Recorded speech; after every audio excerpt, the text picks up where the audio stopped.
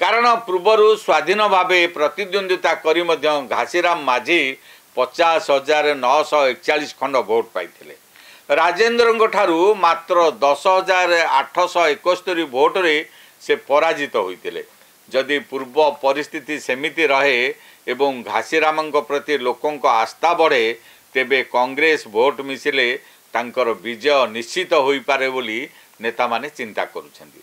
हेले परिस्थिति को बदलाइबा पई उभय बीजेपी और बीजेडी चिंता करिवे ताहाकु अणदेखा करा जाई न पारे। अर्थात नुआपड़ारे त्रिमुखी युद्ध हेबाकु जाउछि। ए लड़ाई रे बीजेडी रो ऐतिह्य रक्षा करिबा बड़ प्रश्न होइछि। एथिरे सामिल रहिछि दलर इतिहास, सामाजिक आधार, कल्याणकारी ट्रैक रेकर्ड, राजनैतिक संस्कृति एवं यार कर्मी और भोटरंक अवशिष्ट विश्वस्तता। सबुठारु आगर रही नवीन ब्रांड वैल्यू। कारण ये ब्रांड वैल्यू 1997 मसीहारू गत 2024 पर्यंत बीजेडी को विजयी कराउथिला।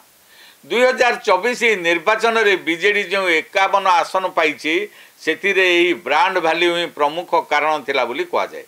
जदिओ नवीन सरकार न गढ़ी पारिबा एवं से खोद निर्वाचन रे पराजित हेबा ए ब्रांड वैल्यू ह्रास को सूचाउछि।